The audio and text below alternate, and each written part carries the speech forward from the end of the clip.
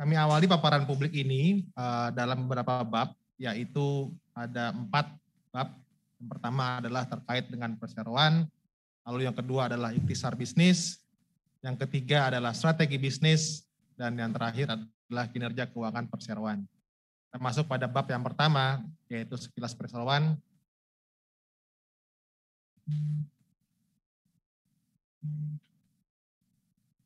Next. Kami ingin tampilkan di sini bahwa dan juga menyampaikan sekali lagi PT HK Metals Utama Tbk telah bertransformasi menjadi sebuah perusahaan manufaktur bahan bangunan yang fokus terhadap produk-produk aluminium ekstrusi, kemudian baja stainless, pipa PVC, baja ringan, dan produk-produk sanitasi.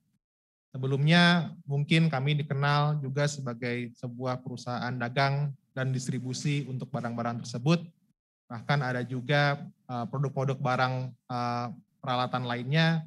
Namun seiring dengan waktu kami telah berupaya untuk mengoptimalkan sumber daya perusahaan yang masih mendapatkan potensi bisnis ke depannya. Kemudian selaku juga perusahaan yang pernah bergerak di bidang distribusi dan perdagangan, perusahaan kami telah terkoneksi terhadap seluruh kota dan juga provinsi di Indonesia untuk menyalurkan seluruh produk-produk kami terhadap permintaan pasar. Di samping itu, kami juga telah berhasil melakukan ekspor terhadap produk aluminium ekstrusi kami, yaitu ke negara Belanda, Amerika Serikat, dan Australia. Hal ini membuktikan bahwa kualitas produk kami mampu bersaing di tingkat global, sehingga potensi ini yang akan kami terus gali peluangnya ke depan. Next.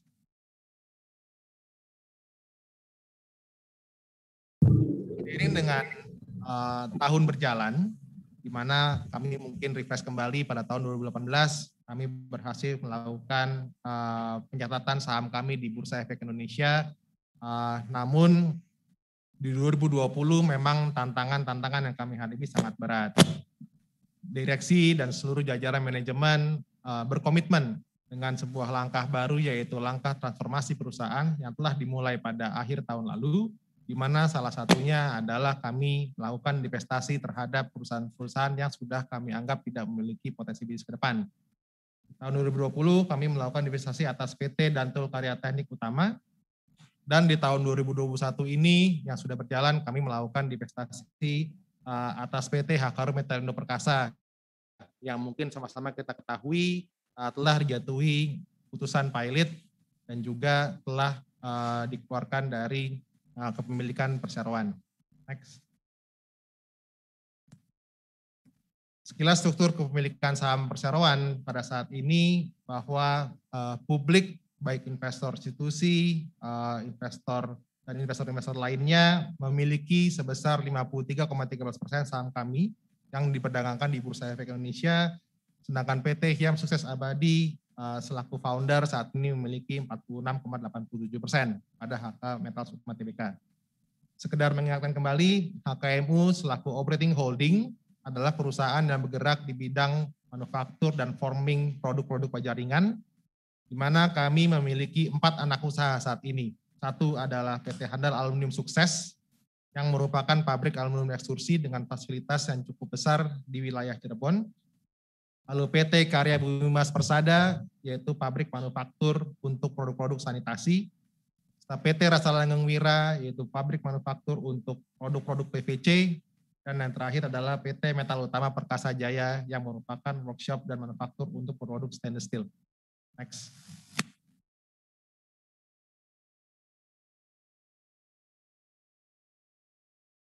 Inilah susunan Dewan Komisaris dan Dewan Direksi yang baru saja disahkan pada rapat umum pemegang saham luar biasa yang baru saja berjalan. Pada Dewan Komisaris saat ini Komisaris Utama dipimpin oleh Bapak Aryo Widiwardono, dan untuk Komisaris Independen ada Bapak Riki Ilandri Pratama atau yang biasa dikenal dengan Bapak Riki Harun. Kemudian di Dewan Direksi Direktur Utama kami Bapak Muhammad Kuncoro, lalu Bapak Pratama Girindra selaku Direktur Keuangan, Bapak Ade Kurniawan selaku Direktur Operasional, dan saya sendiri Bapak Jody selaku Direktur dan Sekretaris Perusahaan.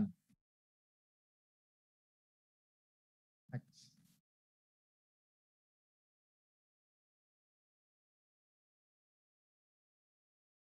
Terkait dengan istilah bisnis, kami ingin memaparkan terkait dengan fasilitas operasi kami.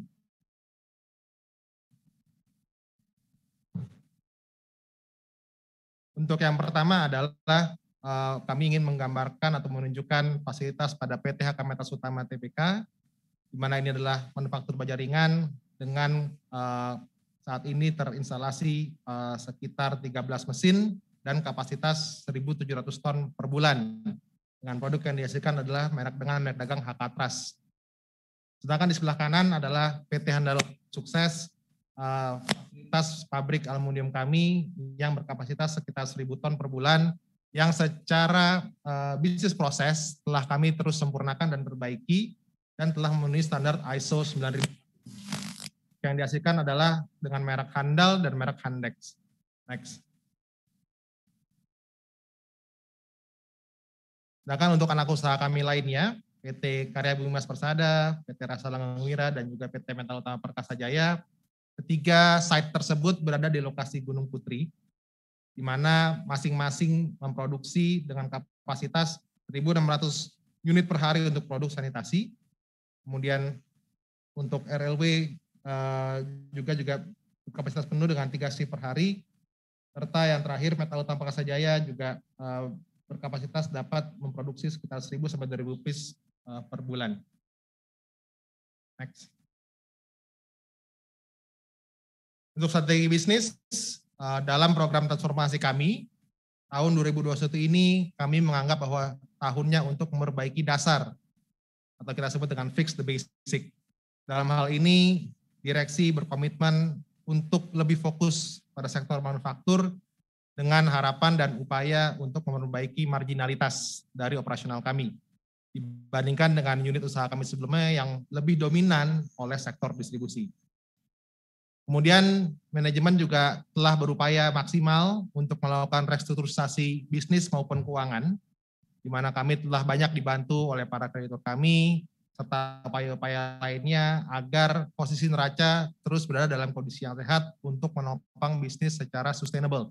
Kemudian di sisi lain, Pak ini kami terus berupaya untuk meningkatkan efisiensi operasional dengan bentuk pengkajian praktis yang terus diimplementasikan dan ditingkatkan.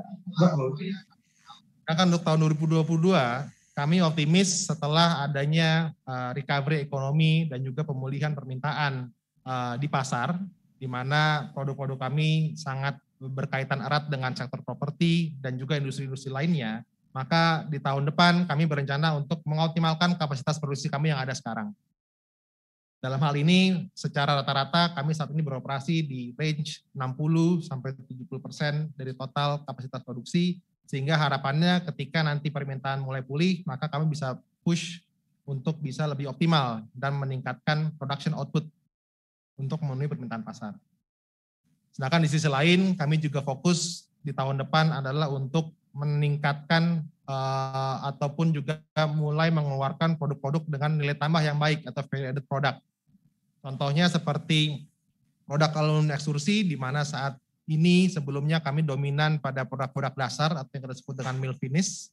Nantinya kita akan coba lebih fokus dan juga mengupayakan perkembangan pada segmen katakanlah powder coating dan lain-lain dengan nilai marginalitas yang juga lebih baik. Kemudian setelah itu kita juga tahun depan berencana untuk meningkatkan pangsa pasar dengan inovasi-inovasi seperti road to market yang lebih fresh, penjualan melalui media-media digital agar dapat langsung reach direct to consumer.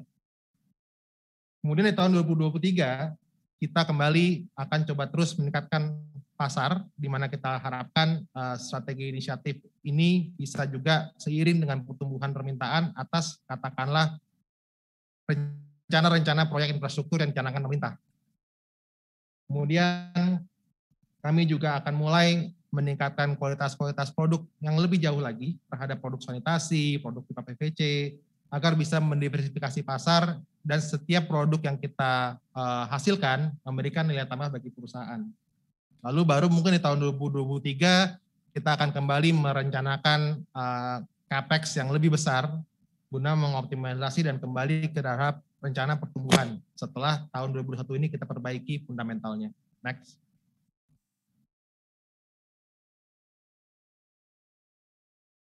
Terkait dengan bisnis aluminium yang dominan pada perusahaan kami pun juga secara perlahan akan shifting dari saat ini kondisi bisnis yang berfokus pada produk dasar atau mill finish yang langsung melakukan penjualan terhadap distributor, pedagang, maupun eksportir.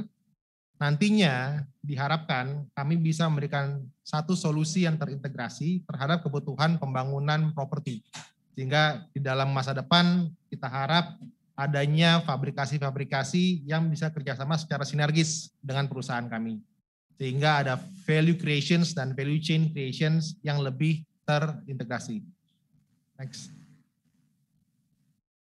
Di sisi lain kami juga melakukan perubahan bisnis proses, di mana kami saat ini lebih fokus untuk sebagai distributor manajemen dibandingkan dengan menjalankan unit distribusi dan perdagangan itu sendiri. Harapannya adalah bahwa tenggat waktu dari piutang akan jauh lebih pendek dan juga kondisi-kondisi bisnis yang lebih sehat atas risiko-risiko, katakanlah risiko bisnis lainnya. Next. Kami selaku perusahaan juga terus berupaya secara optimal untuk mendukung program-program untuk meningkatkan kesejahteraan sosial, di mana saat ini pabrik kami juga cukup didominasi oleh gender baik laki-laki ataupun perempuan. Kemudian kita terus berupaya untuk meningkatkan ekonomi di wilayah sekitar fasilitas produk kami di Cirebon, di Gunung Putri, serta juga untuk mendukung pembangunan infrastruktur secara nasional. Dan yang lebih penting lagi, produk aluminium kami terus kami dorong untuk bisa mendukung upaya-upaya pelestarian lingkungan, di mana produk ini adalah produk substitusi dari elemen kayu yang biasa digunakan pada pembangunan properti. Sehingga harapannya ini bisa sedikit banyak mencegah deforestasi ke depannya. Next. Dari sisi segmentasi pasar pun kami terus berbenah. Yang sebelumnya kami fokus terhadap pedagang-pedagang dan juga toko bangunan, kita mulai masuk terhadap proyek-proyek strategis properti dengan menggandeng dan juga melakukan transaksi bisnis dengan para perusahaan properti terkemuka. Nah, sehingga kami berupaya untuk mencapai produk mix dan juga customer mix agar seluruh potensi lebih optimal. Next.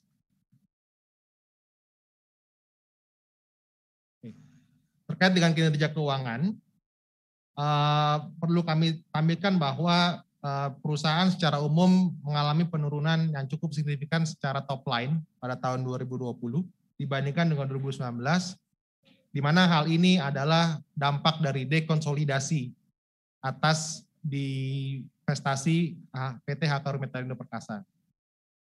Namun yang perlu kita catat juga adalah bahwa terdapat peningkatan output produksi dari para anak usaha kami. Hampir keseluruhannya itu berhasil mencatatkan record high terhadap production output setelah diimplementasikannya tadi good manufacturing practice. Next.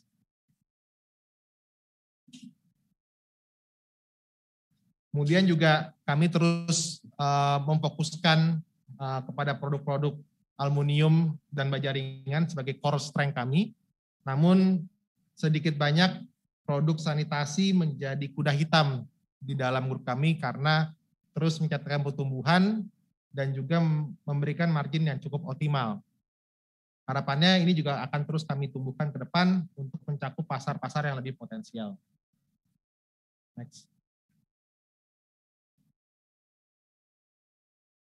Terkait dengan profitabilitas, memang perlu kami garis bawahi bahwa di tahun 2020 kemarin dengan tantangan yang sangat luar biasa, kami terpaksa harus mencanangkan strategi bertahan untuk menjamin bahwa keberlangsungan perusahaan ini tetap berjalan, sehingga kami perlu dan akhirnya mencatatkan kerugian sebesar 235 miliar.